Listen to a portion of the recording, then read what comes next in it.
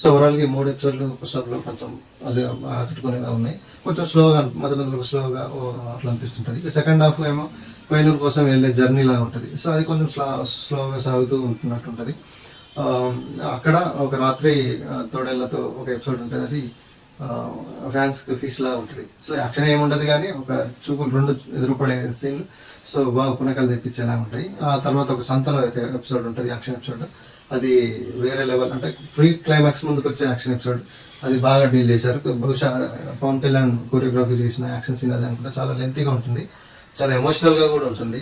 So అంతకంటే ముందు ఒక మధ్య విలేజ్లో ఒక వర్షాలు పడక అక్కడ ఉన్న ప్రజలు ఎట్లా ఇబ్బంది పడుతున్నారు, ముస్లింలు ఎక్కువ ఉంటారు, వాళ్ళైనా వర్షానికి లేక నీళ్లు లేక ఫుడ్ లేక ఇబ్బంది పడుతుంటారు. అదంతా కొంచెం ఎమోషనల్గా తీసుకెళ్లారు. క్లైమాక్స్ ఔరంగజేబు బాబీ డిఎల్ని ఎదురుపడేసిన క్లైమాక్స్లో ఉంటుంది. అది వాళ్ళిద్దరి మధ్యలో ఎట్లా కలిశారని ఒక ఎపిసోడ్, ఒక సీన్ ఉంటుంది. దానికి మాత్రం ఫ్యాన్స్ సీట్లో కూర్చోలేరు, ఆ రేంజ్లో ఉంటుంది.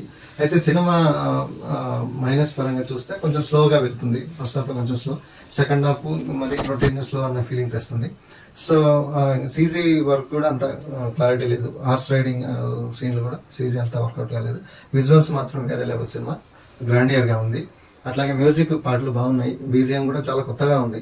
మాస్, ఒక ఊరమాస్ యాక్షన్ సినిమా కాకుండా ఒక డిఫరెంట్గా కొత్తగా ఉంది.